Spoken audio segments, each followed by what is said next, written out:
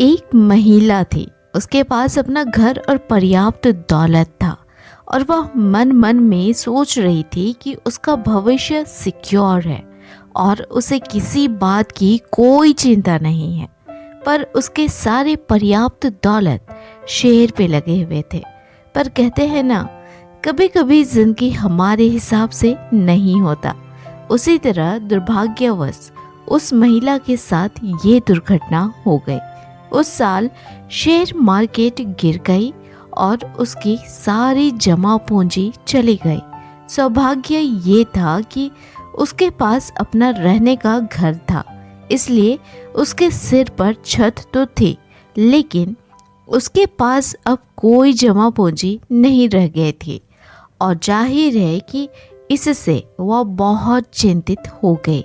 उसने अपने आंटी को खत लिखा, जो बहुत बूढ़ी हो चुकी थी और अक्सर बीमार रहा करती थी। उसने लिखा कि मैं क्या करूं, हालत इतनी खराब है कि मुझे खाने तक के लिए लाले पड़ रहे हैं। मेरे पास खाने पीने का सामान खरीदने तक के लिए पैसे नहीं हैं। उसने आगे लिखा कि आपको शायद यकीन नहीं होगा, इस समय मेरे पास किचन में ब्रेड का आखिरी पैकेट बचा है और साथ ही कुछ जैम, और जब तक मुझे आपका जवाब मिलेगा तब तक यह सामान भी खत्म हो जाएगा। मेरी हालत बहुत खराब है।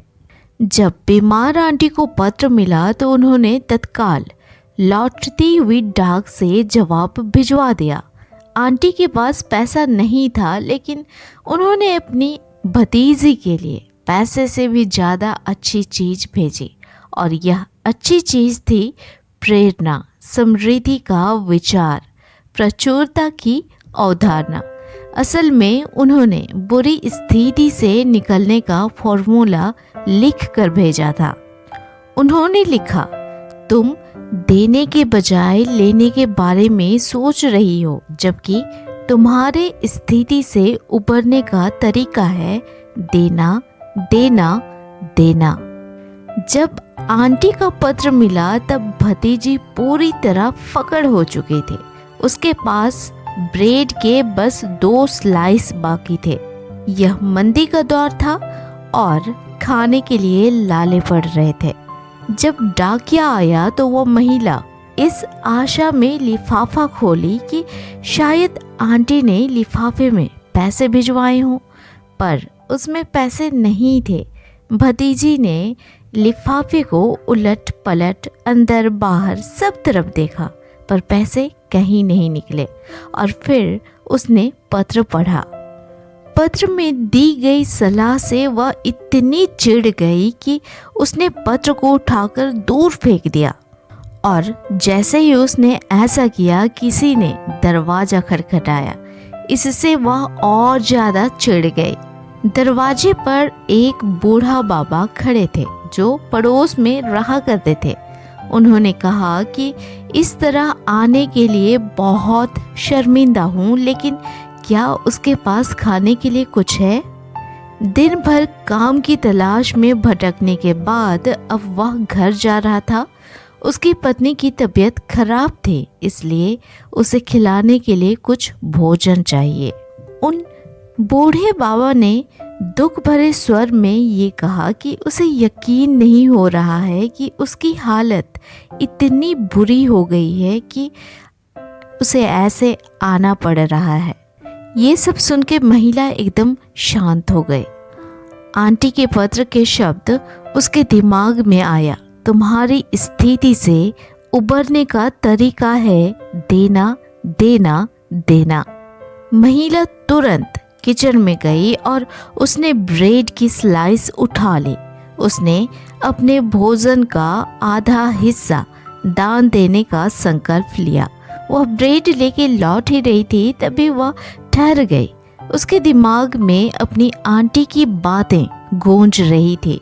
तुम्हारे स्थिति से उबरने का तरीका है देना, देना, देना।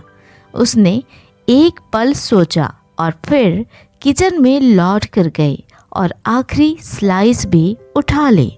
फिर उसने दोनों स्लाइस कागज में लपेटकर बूढ़े आदमी को दे दिया और क्षमा मांगी कि उसके पास देने के लिए इससे ज़्यादा कुछ नहीं है। कृतज्ञ बूढ़े आदमी को यह भी पता नहीं चला कि इस महिला ने उसे अपनी घर की पूरी खाद्य सामग्री दे दी थी। इसके बाद की घटना आपको अविश्वसनीय लगेगी। हुआ ये कि महिला का दरवाज़ा अभी बंद भी नहीं हुआ था कि तभी फिर से दरवाजे पर किसी ने दस्तक दी। एक पड़ोसन वहाँ पर खड़ी थी और उसके हाथ में ओवन से बनी ताज़ी ब्रेड का पैकेट था। अगले दिन इस महिला को $10 का डिविडेंड चेक मिला, जिसकी उसे कतई आशा नहीं थी। उसने इसे भी ज़रूरतमंदों के बीच में बांट दिए। कुछ दिनों बाद उसे $50 का एक चेक मिला। उसके भाई ने उसे देर से जन्मदिन का यह गिफ्ट भेजा था। उसने लिखा था कि मुझे हाल ही में लगा कि तुम्हारी स्थिति खराब हो सकती है, इसलिए इसे लो और अच्छे से यूज़ करना। इस पैसे को भी उसने दूसरों को जिनको ज़रूरत थी बांटते रहे और वह अपने बुरे स्थिति से निकल गए। यह समृद्धि के नियम के बारे में है। ब्रह्मांड ना हर वक्त आपको देने के लिए तैयार है, बशर्ते आप उसे अपने वाइब्रेशन से ये बताओ कि आप क्या चाहते हैं। आप जितना ज़्यादा देते हैं आपके पास उतना ही ज़्यादा लौट के वापस आता है। इनफैक्ट उससे भी ज़्यादा लौट के आता है, फिर चाहे ये नकारात्मक बातें हों या सकारात्मक बातें। ब्रह्मांड आप पर हर अच्छी चीज़ों को बारिश करने के लिए तैयार है।